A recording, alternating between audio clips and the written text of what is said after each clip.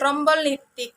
Trombositopenia adalah kondisi di mana seseorang mempunyai sedikit trombosit yang bersirkulasi di darah atau adanya penurunan jumlah trombosit dalam darah perifer.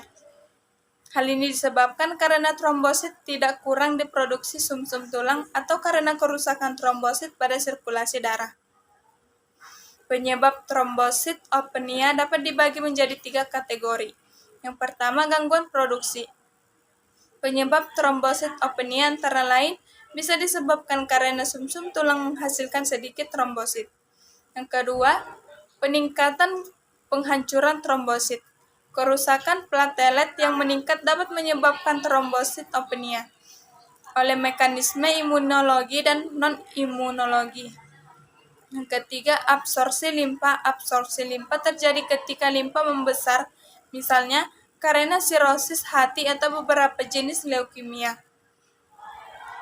Normalnya trombosit hidup dalam sirkulasi darah antara 8-10 hari. Oleh karena faktor tertentu, seperti autoimun atau suatu kelainan pada sistem imun yang disebabkan oleh produksi antibodi yang menyerang trombosit, sehingga jumlah trombosit menjadi sangat rendah. Selain itu, trombosit yang dihasilkan mudah sekali pecah atau lisis. Maka akan terjadi kerusakan trombosit, sehingga masa hidupnya berkurang menjadi 1-3 hari atau kurang. Keadaan ini kemudian menimbulkan berkurangnya trombosit dalam sirkulasi darah. Manifestasi klinisnya, penderita umumnya mengeluh spontan, terjadinya nyeri di daerah vena atau nyeri yang terlokalisasi. Yang nyeri tekan, kulit di sekitarnya kemerahan, atau timbul dengan cepat di atas vena, dan terasa hangat sampai panas. Juga dinyatakan adanya odema atau pembengkakan agak luas. Nyeri bila terjadi atau menggerakkan lengan, juga pada gerakan-gerakan otot tertentu. Pada perabaan, selain nyeri tekan, diraba pula pengerasan dari jalur vena tersebut.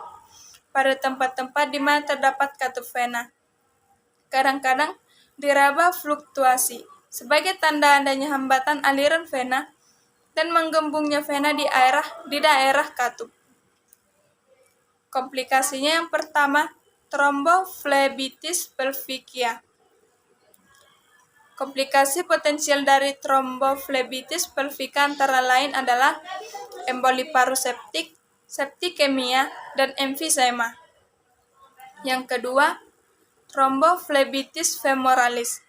Komplikasi potensial dari tromboflebitis femoralis yang paling serius adalah emboli paru.